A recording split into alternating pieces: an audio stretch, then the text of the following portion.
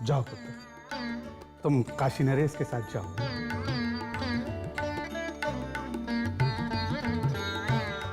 आओ पुत्र।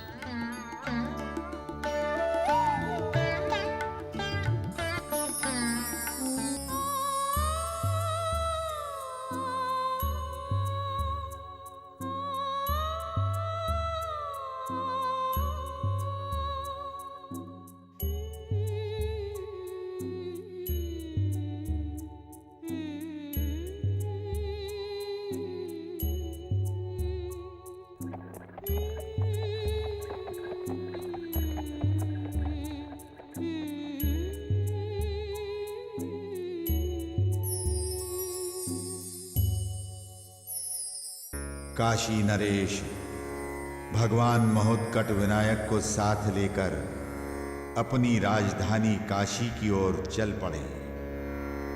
मार्ग में एक विचित्र घटना घटी। धूम्राक्ष नामक राक्षस वर्षों से भगवान परात्पर की तपपूर्ण उपासना कर रहा था। उसकी तपस्या के फलीभूत होने का समय निकट ही था। उसी समय काशी नरेश का रथ भी उधर वनपथ पर आगे बढ़ रहा था। नमः। ओम परात्पराय नमः। ओम परात्पराय नमः। ओम परात्पराय नमः। राजन, अब थोड़े समय के लिए रथ यहीं रोक ले। जो आज्ञा पुरोहित जी। साथ ही रथ रोको।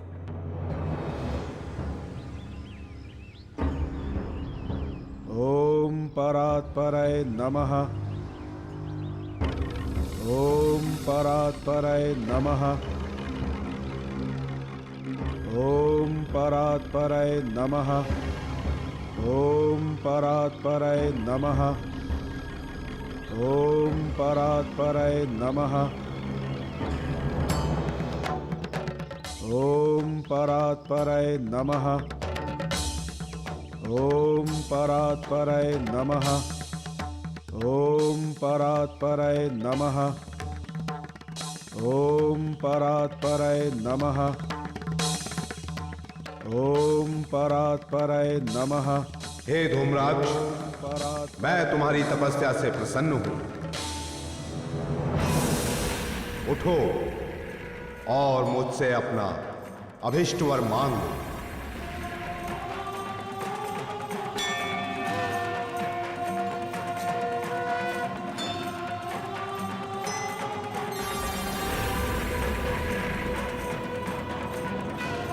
प्रभु, मैं त्रिलोक विजयी देवांतक नारांतक का काका धूम्राक्ष हूं। मैंने इतनी कठोर तपस्या इसलिए की है कि त्रिलोकी में असुर साम्राज्य की नींव कभी न हिले। हे प्रभु, यदि आप मुझ पर प्रसन्न हैं तो मुझे ऐसा दुर्लभ दिव्यास्त्र प्रदान करें जिसका प्रहार कभी व्यर्थ ना जाए और उस पर किसी भी अस्त्र शस्त्र या बल का प्रभाव न हो। तथास्तु। असुरराज, मैं तुम्हारी सभी मनोकामनाएं पूर्ण करता हूं।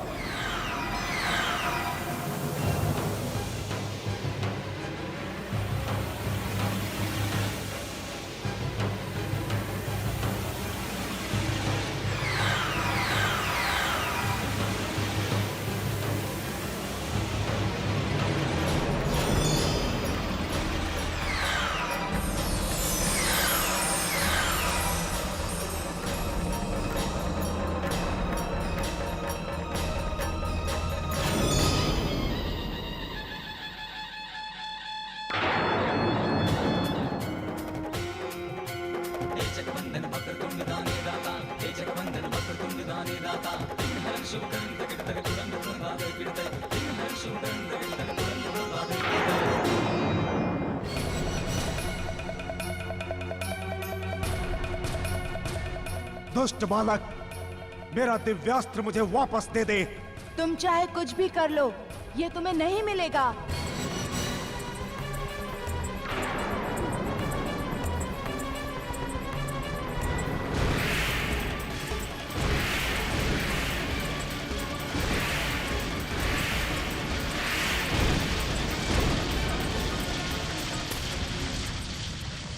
नभ जल थल है तुम्हारी लीला, हर एक पल है तुम्हारी लीला, जो दिखता है जो घटता है वो केवल है तुम्हारी लीला।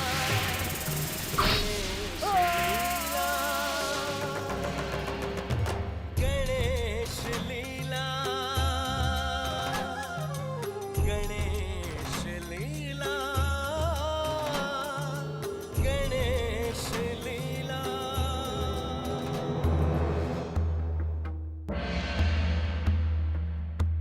हे विनायक, ये आपकी क्या लीला है? राजन, यदि ये राक्षस उस अस्त्र को प्राप्त कर लेता तो दैत्यों की शक्ति इतनी प्रबल हो जाती कि उनका समन करना असंभव हो जाता। इसलिए धूम्राक्ष के हाथों में पहुंचने से पहले मैंने उसे पकड़ लिया और उसका प्रयोग उस पर ही कर डाला। आप धन्य हैं महोत्कट। महर्षि कश्यप और देवी अदिति भी धन्य हैं जिन्हें आप जैसा पुत्र प्राप्त हुआ।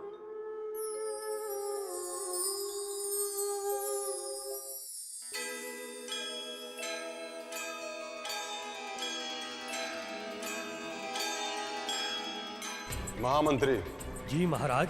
हमारे पूज्य काका श्री धूम्राक्ष का वध इस बात का संकेत है कि पृथ्वी पर किसी न किसी ऐसी शक्ति ने अवतार लिया है जो असुरों के विनाश का कारण बन सकती है। आप सत्य कह रहे हैं महाराज।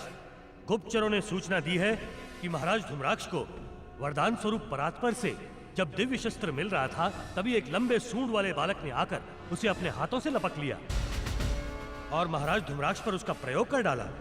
और ये भी कहा कि उस समय वहां काशी नरेश भी उपस्थित थे। हे असुरराज, जिस किसी ने भी हमारे पिता की निर्दयता पूर्वक हत्या की है उसे मारे बगैर हमें चैन नहीं मिलेगा। हाँ महाराज, भ्राता श्री जगन की तरह मेरे हृदय में भी क्रोध की ज्वाला धधक रही है। हमारे पिता के हत्यारे को मारने की आज्ञा प्रदान कीजिए असुरराज। वीर बनू, मैं और मेरी असुर सेना तुम दोनों भाइयों के साथ कंधे से कंधा मिलाकर खड़ी है। जितने सैनिक चाहिए लेकर जाओ और अपने पिता के हत्यारे को यमलोक पहुंचा दो। हे असुर श्रेष्ठ, हम दोनों भाई इतने शक्तिशाली हैं कि हमें और किसी की सहायता की आवश्यकता नहीं है। मेरे असुर वीरों, मैं तुम्हारी क्षमता को भली प्रकार से जानता हूं।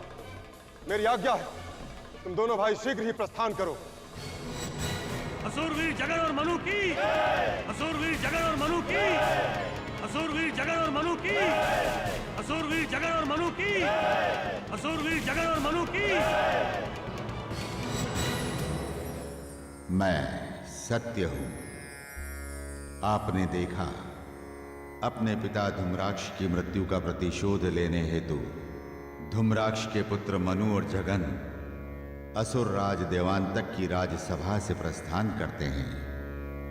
तत्पश्चात काशी गमन करते हुए काशी नरेश महोत्कट को वे मार्ग में ही रोक लेते हैं। रुक जाओ काशी नरेश।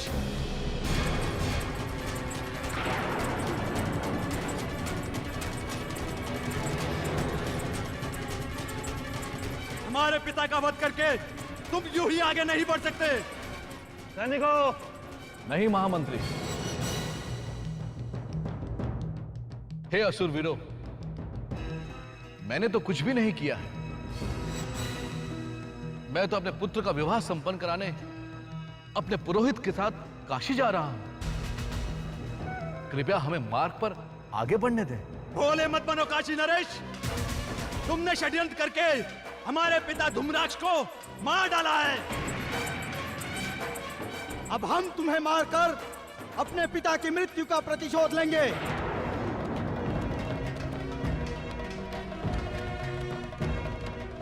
चलो उतरो नीचे। नीचे उतरो।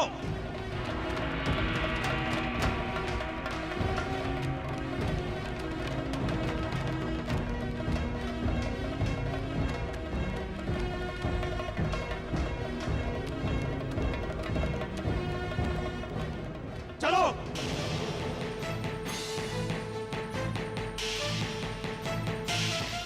चलो। आप लोग हमें कहां ले जा रहे हो? देखो असुरवीरों, आपके पिता की मृत्यु में मेरा कोई षड्यंत्र नहीं है और ना ही मेरा कोई हाथ है। आप लोग मुझे मृत्यु भय क्यों दिखा रहे हो? मूर्ख काशी नरेश, तुम्हारे सामने हमारे पिता की मृत्यु हुई थी।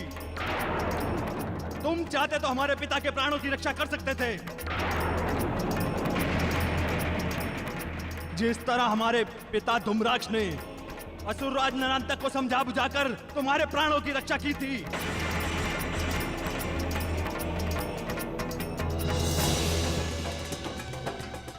रुक जाओ।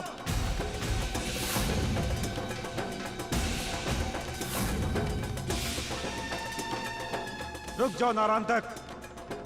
काशी नरेश को मार देने से हमें कोई बहुत बड़ा लाभ सिद्ध होने वाला नहीं है। काकाश्री, मैं आपके आशय को समझ नहीं पा रहा हूं। जहां सहस्त्र राजाओं को मैंने मृत्यु के घाट उतार दिया, वहां इस अकेले काया राजा को जीवित छोड़कर हमें क्या लाभ मिल सकता है?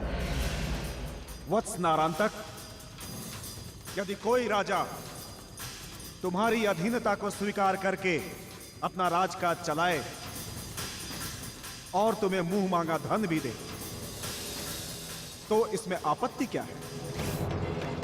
तो ठीक है काकाश्री, मैं इसे नहीं मारता। आप इससे संधि की शर्तें और धनराशि निर्धारित कर लीजिए। असुरवीरों, अचानक घटी घटना में मैं क्या कर सकता था? ये सारा का सारा दोष इस कश्यप पुत्र महोत्कट का है।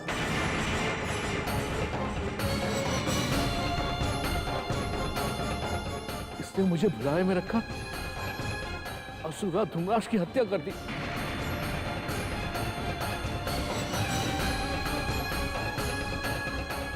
इसलिए आप मुझे तो क्षमा करें और अपनी राह आगे बढ़ने दें। काशी नरेश, कश्यप पुत्र को तो हम मारेंगे ही, किंतु तुम्हें भी नहीं छोड़ेंगे। अब तुम यमलोक पहुंचने की तैयारी कर लो। अपने परिवार को स्मरण करने के लिए हम तुम्हें कुछ समय देते हैं।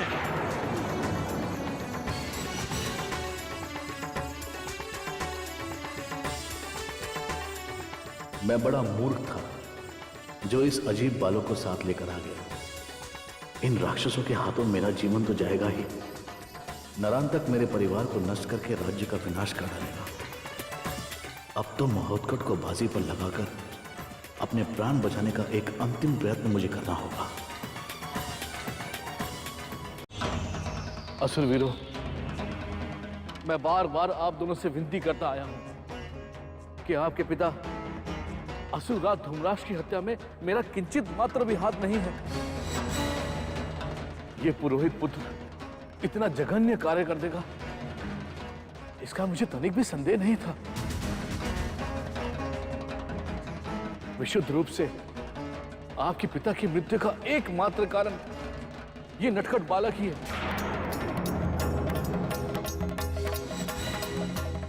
यदि आप चाहें तो मैं इसे सौंपने को तैयार हूं। आप इसे लेकर मुझे क्षमा करें और कृपया काशी जाने दें। देखा आपने, गणपति गजानन द्वारा धूम्राक्ष के वध के पश्चात उसके पुत्र मनु व जगन द्वारा अपनी मृत्यु के भय से भयभीत काशी नरेश ने माता अदिति को दिए अपने वचन को भंग करते हुए सारा दोष महोत्कट के ऊपर ही डाल दिया, जिससे कैलाश पर माता पार्वती को महोत्कट की स्थिति का आभास होता है और वे चिंतातुर हो महेश्वर शिव से कहती हैं, स्वामी, मैं ये क्या देख रही हूँ? जो काशी नरेश अदिति को अपनी क्षत्रियता की आन के साथ महोत्कट की रक्षा का वचन देकर आया था, आज वही उसे क्रूर राक्षसों के हाथों सौंपने को तत्पर हो गया है।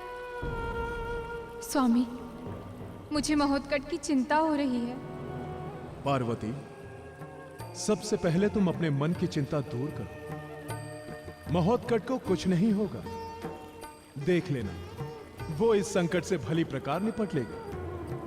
रही बात काशी नरेश के चरित्र की, तो ये पृथ्वी लोक के प्राणियों की दुर्बलता है पार्वती। कैसी दुर्बलता स्वामी?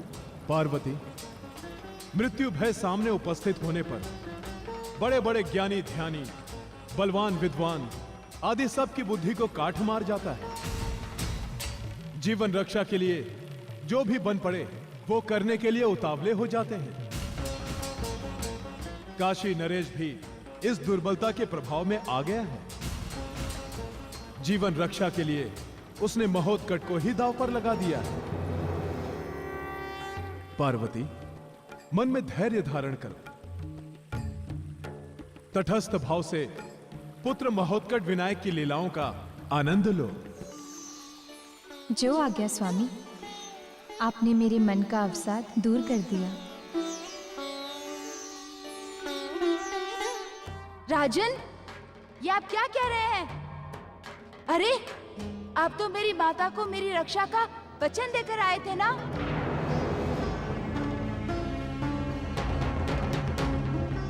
यदि आप इसकी रक्षा का भार लेते हैं तो महोत्कट आपके साथ जा सकता है। आप किसी भी प्रकार की चिंता ना करें। महोत्कट विनायक हमें आपसे भी अधिक प्रिय है। हम अपने प्राण देकर भी इसकी रक्षा करेंगे। काशी नरेश, क्या आप इतनी जल्दी भूल गए अपने वचन को और अपने क्षत्रियता के धर्म को? तनिक विचार करो, मुझ बालक को आप इन क्रूर राक्षसों के हाथों में सौंपकर कौन से क्षत्रिय धर्म का पालन कर रहे हैं? पुरोहित कुमार, तुम्ही ने तो हमें बिना बताए असुरराज धूम्राक्ष का वध कर दिया। संभवतः यदि तुम हमारे साथ विचार विमर्श करते तो दैत्यराज धूम्राक्ष कभी ना मारे जाते।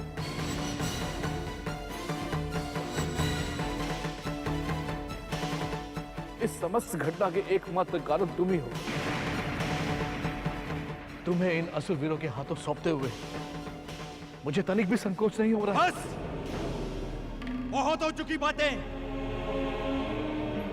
अब तुम दोनों की मृत्यु का समय आ चुका है। अब मृत्यु के लिए तैयार हो जाओ।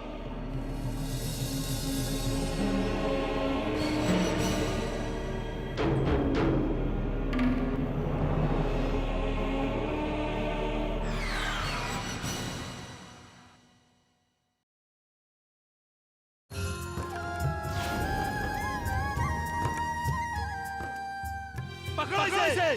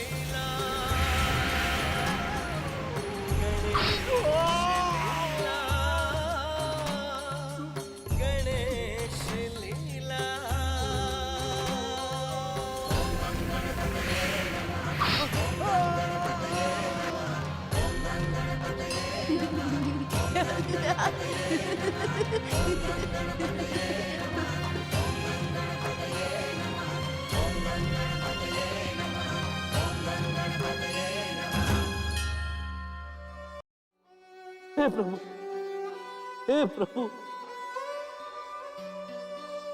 हे कश्यप नंदन महोत्कट, भय ने मेरी बुद्धि को हर लिया था। अपने प्राणों के भय के कारण मैंने आपको ही दांव पर लगा दिया। मुझसे बहुत बड़ी भूल हो गई प्रभु, बहुत बड़ी भूल हो गई। मुझ कृतज्ञ को तो नरक में भी स्थान नहीं मिलेगा। हे कुल पुरोहित, आप मुझे कठोर दंड देकर उचित प्रायश्चित करने का अवसर प्रदान करें प्रभु। मुझे क्षमा करें प्रभु, मुझे क्षमा करें। राजन, उठो।